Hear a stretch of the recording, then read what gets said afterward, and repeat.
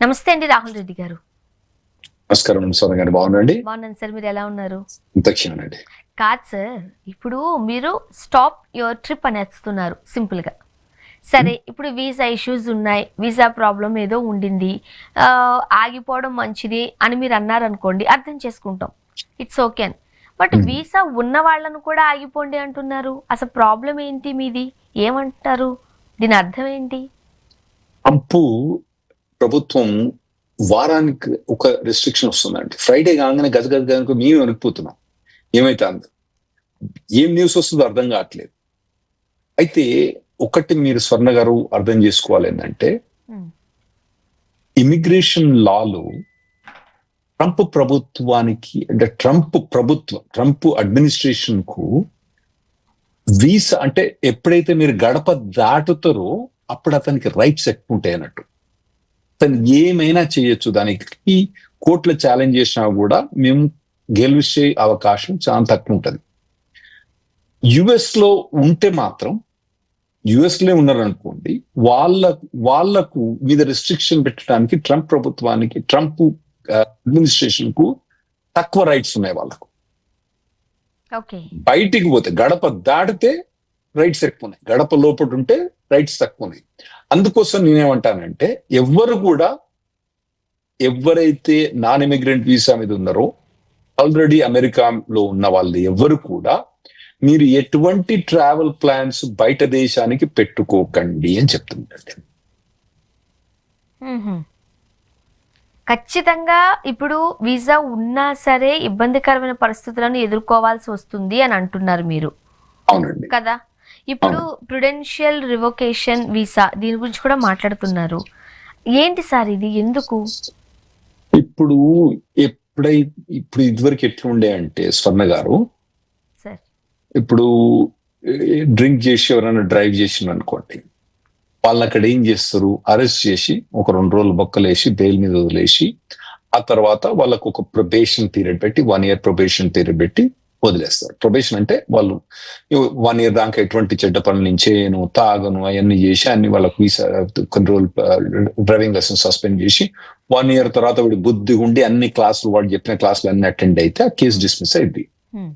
అయిన తర్వాత అతను ఇక్కడికి వచ్చి వీసా స్టాంపింగ్ చేసుకుని, ఆ వీసా స్టాంపింగ్ అప్పుడు కూడా సైకలాజికల్ ఎవాల్యుయేషన్ పంపిస్తారు. ఇక్కడ పోలోలో డాక్టర్స్ ఉన్నారు, వాళ్ళ దగ్గర పంపించి సైకలాజికల్ ఎవాల్యుయేషన్ చేసి వీడు మంచోడా కుర్రోడా లేడా వాళ్ళు మొత్తం ఎవాల్యుయేట్ చేసి వాళ్ళు కౌన్సిలేట్ రిపోర్ట్ పంపిస్తే అప్పుడు వాళ్ళు వీసా స్టాంప్ చేసుకుని వస్తారు అన్నట్టు. అది నార్మల్ ప్రాసెస్. అంటే వేరే ఏమైనా చిన్న చిన్న క్రైమ్స్ ఉన్నా కూడా, ఫర్ ఎగ్జాంపుల్ మీరు ట్రాఫిక్ టికెట్ ఉంది, మీరు పే చేయలేదు, పేయకపోతే మీకు అరెస్ట్ వారెంట్ వస్తుంది, దాన్ని కూడా డిస్క్లోజ్ చేయాల్సి వస్తుంది. మీరు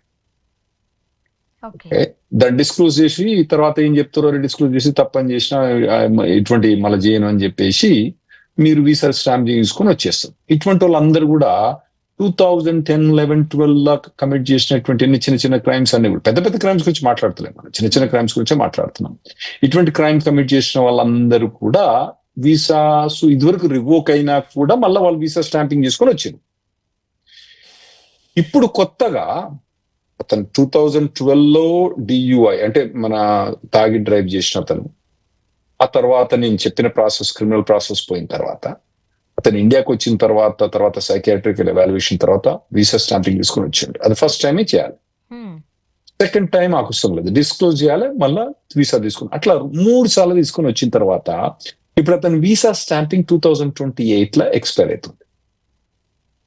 ఎక్స్పైర్ అయితే ఇప్పుడు కౌన్సిలేట్ నుంచి కొత్తగా ఒక లవ్ లెటర్ వచ్చింది. ఏమని వచ్చింది, నీకు వీసా ఇచ్చిన తర్వాత మాకు వేరే ఇన్ఫర్మేషన్ దొరికింది కాబట్టి నీ వీసా రివోక్ అయింది, దీని మీద నువ్వు ట్రావెల్ చేయొద్దని చెప్పేసి ఒక వీసా రివోకేషన్ వచ్చేసింది. అంటే ఇప్పుడు అతను 2028 వీసా ఉన్నా కూడా అతను దాని మీద ట్రావెల్ చేయడానికి లేదు. అతను అక్కడే ఉండొచ్చు, పని చేసుకోవచ్చు, H1B ఎక్స్టెన్షన్ చేసుకోవచ్చు, కంపెనీ చేంజ్ చేసుకోవచ్చు, H1B అమెండ్మెంట్ చేసుకోవచ్చు, అడ్జస్ట్మెంట్ ఆఫ్ స్టేటస్ ఫైల్ చేసుకొని గ్రీన్ కార్డ్ చేసుకోవచ్చు, కానీ ట్రావెల్ చేయడానికి వెళ్ళలేదు అని చెప్పి Prudential visa revocation last week Thursday Friday మేము చూడడం మొదలుపెట్టాం.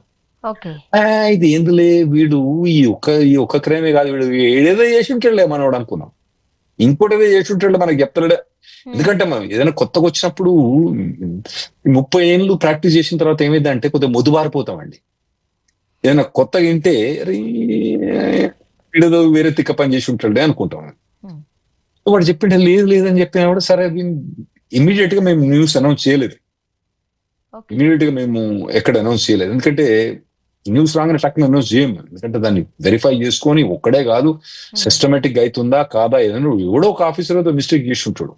దానివల్ల అది ప్రతి ఒక్కరికి వర్తిస్తుందని చెప్పలేం కదా అనుకున్నాం. మండేకి వచ్చే మటుకు పడపడ అందరు వచ్చి కాంటాక్ట్ చేయడం, ఎమర్జెన్సీ కన్సల్టేషన్స్ ఇవన్నీ మొదలని. ఇదేంద్రా అని చూస్తే స్టేట్ డిపార్ట్మెంట్ అంటే గవర్నమెంట్ డిపార్ట్మెంట్ పాలసీ చేంజ్ చేసింది అంటే వాళ్ళకి వీసా రికగ్నిషన్ చేసింది. అది స్టన్నింగ్ అండి. అంటే చేసే ముందు మొదలు ఇట్లా చేస్తాను అని చెప్పొచ్చు, లేక అనౌన్స్మెంట్ చేసిన తర్వాత అరే ఇటువంటి అయితే అనొచ్చు. కొందరు ఏమైంది ఆల్రెడీ వాళ్ళు ఇండియాలో ఉన్నారు, ఉన్న తర్వాత వీసా రివోక్ అయింది. గోవింద్ ఇప్పుడు వాడు వెనకకి రాదు, ఇక రాదు. సో ఇటువంటి అన్ని మొదలవుతున్నాయి. ఇటువంటి ఇది ఒక వీసా ప్రొడెన్షియల్ వీసా రివోకేషన్ అన్నది ఇప్పుడు అయినా విత్ ఇన్ 5-6 months లో ఇది ఒక్కటి అండి. ఇటువంటి చాలా ఉన్నాయి. ఇవన్నీ ఉన్నాయి కాబట్టి నేనేం చెప్తానంటే మీకు వీసా స్టాంపింగ్ అయి వ్యాలిడిటీ ఉన్నా కూడా మీరు ఇప్పుడు అమెరికాలో ఉంటే మాత్రం మీరు ఎక్కడికి కూడా ట్రావెల్ చేయకండి. ఈ కొద్దిగా ట్రంప్ ప్రభుత్వం పోయేదాకా ఓపిక పట్టండి, ఆ తర్వాత మీరు ప్లాన్ చేసుకోండి. ఎందుకంటే ఇప్పుడు నేను చెప్పింది ఎటువంటిదండి వీసా రివోకేషన్ ఎక్కడి నుంచి వచ్చింది? అది వాడు 3 సార్లు ఆల్రెడీ వీసా తీసుకొని వచ్చిన తర్వాత మళ్ళీ రివోకేషన్ ఉందండి. అసలు స్టేట్ డిపార్ట్మెంట్ అనౌన్స్ చేయకుండా డైరెక్ట్ గా వీసా రివోక్ చేయడం ఏంది? సో ఇవన్నీ కొత్త పాలసీస్ వస్తున్నాయి కాబట్టి మేము వద్దు అని చెప్తున్నాం అండి. ఇప్పుడు మీరు స్టాప్ టు ఫ్లై అంటున్నారు, చాలా డేంజర్ అంటున్నారు. ఏ సందర్భాలలో ఎవరెవరికి ఇది వెళ్లకుండా ఉంటే మంచిది అని చెప్తారు మీరు? ఎందుకంత టూ డేంజరస్ గా మారిపోయింది? ఎవరెవరు కాదండి, ఎవరు కూడా non immigrant visa H1, L1, O1, P1, Q1, R1, J1, F1, OPT, stem extension ఇవన్నీ ఉన్న వాళ్ళు ఎవ్వరు కూడా L1, L2 అన్ని వీసాలు ఉన్న వాళ్ళు కూడా, ఈ చెప్పిన వీసాలు అన్ని ఉన్న వాళ్ళు ఎవరు కూడా మీరు US లో ఉంటే మీరు ఎటువంటి ప్రయాణం కూడా US నుంచి బయటికి చేయకండి. ఒకవేళ చేస్తే మీరు వేరే ప్లాన్ బి ఆలోచించుకొని చేసుకోండి. అంటే ఇక మళ్ళా రాకుండా ఉండడానికి అయితేనే తీసుకొని ఆలోచించుకొని పోండి. ఎందుకంటే ఇప్పుడు నేను వీసా రివోకేషన్ అనేది ఒకటి, మనం ఆటోమేటిక్ ప్రొడెన్షియల్ వీసా రివోకేషన్ అది ఒకటి. ఈ మధ్యలో ట్రంప్ ప్రభుత్వం చేసిన ఘనకరాలు చెప్తేనండి మీకు. సెప్టెంబర్ మంత్ లో ఏం చేసిండు అంటే ఎవరు కూడా ఇండియా నుంచి వీసా అప్లై చేసుకుంటే H1B వీసా కనుక ఇండియా నుంచి బయట దేశం నుంచి అప్లై చేసుకుంటే వాళ్ళందరు కూడా $1,00,000 ఇంపోజ్ చేసింది. తెలుసు కదా, మనం అంతకుముందు మాట్లాడుకుందే కదా. అంటే ఇవన్నీ ఆ $1,00,000 ఎవరి మీద ఇంపోజ్ చేయలేదు? US లో ఉన్న వాళ్ళ మీద ఇంపోజ్ చేయలేదు, బయట ఉన్న వాళ్ళ మీద ఇంపోజ్ చేశాడు. ఇంకోటి వీసా స్టాంపింగ్, ఆటోమేటిక్ వీసా, మన డ్రాప్ బాక్స్ వీసా స్టాంపింగ్ అంటామండి. ఇంతకుముందు పాలసీ ఎట్లా ఉండే అంటే మీకు ఒకసారి H1B వీసా వస్తే మళ్ళా నెక్స్ట్ H1B వీసా వచ్చినప్పుడు ఇంటర్వ్యూకి పోనక్కర్లేదు, ఆడ డబ్బులు పడేస్తే డబ్బా నుంచి డబ్బే మీకు వెనక్కి ఇచ్చేస్తుంది వీసా. సో అందులో దాదాపుగా మీకు 99% అప్రూవల్ రేటింగ్ ఉండే అందులో దానికి అపాయింట్మెంట్ కూడా మీకు పెద్ద టైం పట్టకపోయేది, తొందరనే వచ్చేసేది. ఇది డ్రాప్ బాక్స్ అపాయింట్మెంట్. ఇప్పుడు ట్రంప్ ప్రభుత్వం వచ్చి ఏం చేసిండు, ఆ ఉన్న డ్రాప్ బాక్స్ మాత్రం తీసి పడేసిండు. నీకు నో లాంగర్ కదా సార్. ఇప్పుడు డ్రాప్ బాక్స్ ఎత్తివేత అనేది ఒక రకంగా చెప్పాలంటే చాలా పెద్ద ఇబ్బందికరమైన ప్రాబ్లమ్ ని ఫేస్ చేశారు మన వాళ్ళు. అవునండి. ఇప్పుడు డ్రాప్ బాక్స్ మీకు చెప్పింది వినండి. కొందరు ఏం చేసిండ్రు, నాకు డ్రాప్ బాక్స్ వీసా అపాయింట్మెంట్ ఉంది, ఇక నేను పోతానా, అరే నాయన నేను పోయి మంచిగా చూసుకొని 2-3 రోజుల తర్వాత నేను వస్తా, జాబ్ లో చెప్పిండా అయ్యగారు, తర్వాత ఇంట్లో చెప్పిండు, ఫ్రెండ్స్ అందరికి చెప్పిండు, ఫ్లైట్ తీసుకొని ఇక్కడికి వచ్చిన తర్వాత డ్రాప్ బాక్స్ అపాయింట్మెంట్ గుయ్యింది.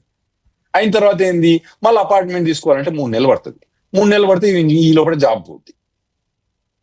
ఈ డ్రాప్ బాక్స్ కూడా మనకు మొదలు అనౌన్స్మెంట్ చేయకుండానే వచ్చేసింది.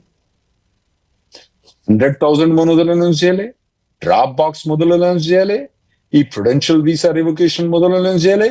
ఇంకోటి ఇదివరకు ఏంటంటే మళ్ళీ మీకు వీసా అపాయింట్మెంట్ దొరకాలంటే 3 నుంచి 6 నెలల దాకా టైం పడుతుంది ఇక్కడ. హా, థర్డ్ కంట్రీ నేషన్స్ కు పోయే వీసా పాసిబిలిటీస్ ఉంటాయి.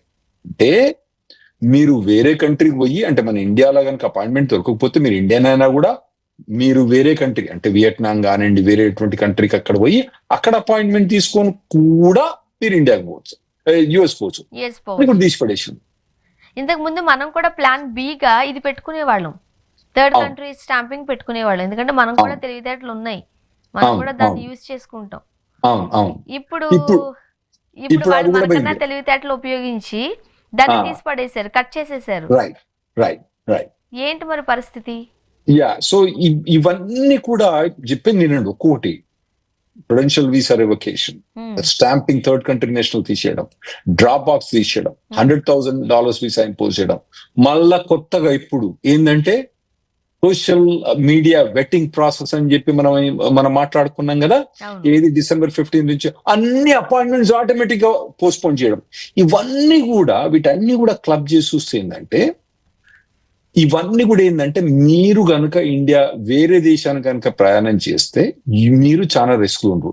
ఇప్పుడు ఈ 5 చెప్పిన ఈ 5 3 నెలల నుంచి 4-5 నెలల నుంచి వచ్చినాయి కదండి. హ్మ్. అంటే నెలకు 1-2 వస్తూనే ఉన్నాయి కదా ఇవి. మీరు ఇప్పుడు సరే మీరు ఇవన్నీ కూడా బుల్లెట్ లో 6 గోళీలు పెట్టిన 5 తప్పించుకున్నారు, ఆ రోజు ఉన్నది హ్మ్. అందులో ఖాళీ ఉంది అనుకున్నారు అనుకోండి, మళ్ళీ ఏదైనా బుల్లెట్ అందులో పెట్టొచ్చు. ఇప్పుడు మీరు ఇండియాకి వచ్చిన తర్వాత వాడి బుల్లెట్, ఇప్పుడు చాలా మంది ఇందులో చెప్తుంది ఏంటంటే 100,000 వీసాస్ చాలా మంది ఏంటంటే, అరే నాయన నీకు ఒకసారి I-140 అప్రూవ్ అయితే ఇండియాకి పోయి ఎప్పుడైనా రావచ్చురా, నువ్వు 10 ఏళ్ళ తర్వాత రావచ్చు, 20 ఏళ్ళ తర్వాత రావచ్చు, నువ్వు మళ్ళా H-1B తీసుకొని ఎప్పుడైనా రావచ్చు అన్నాం మేము, చెప్పినాం మేము క్లయింట్స్. హ్మ్. నమ్మిన మా మాటలు నమ్మి వచ్చింది వాళ్ళు. వచ్చిన తర్వాత ఏమైంది, అరే ఇప్పుడు అడిగింది అనుకోండి, మరి రాహుల్ అప్పుడు అన్నావు కదంటే, మా అప్పుడు అన్నలే అట్లా, కానీ మరి ఇప్పుడు చేంజ్ అయిపోయింది. ఓ ఇదివరకు మేమేం చెప్పినాం, అరే నాయన నువ్వు ఎప్పుడైనా I-140 అప్రూవ్ అయితే ఎప్పుడు కూడా మీరు ఇండియాకి వచ్చిన తర్వాత మీరు వెనకకు రావచ్చు, ఎటువంటి ఇబ్బందులు ఉండవు మీకు, మీరు అని చెప్పినాం. కానీ కొత్తగా 100,000 పెట్టింది.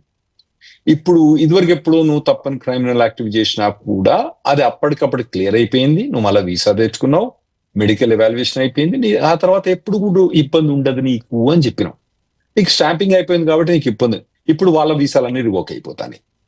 ఇది డ్రాప్ బాక్స్ అపాయింట్మెంట్, అరే పూర్వమైన డ్రాప్ బాక్స్ మీకు మంచి షూరిటీ ఉంది, 99% వస్తుందని చెప్పినాం, అది తప్పు చెప్పేసినాం. ఇట్లా అదే నీకు దబ్బున ఏమైనా అనుకో, నువ్వు ఎక్కడికో పోయి మెక్సికో కానీ కెనడా పోయినా స్టాంప్ తీసుకోవచ్చు, లేదా వియట్నాం పోవచ్చు కన్నా, అది తప్పు అయిపోయింది. ఇన్ని తప్పులు జరుగుతానప్పుడు ఇప్పుడు గనక మీరు వీసా స్టాంపింగ్ వచ్చినంటే కష్టం అండి, వద్దని చెప్పడం.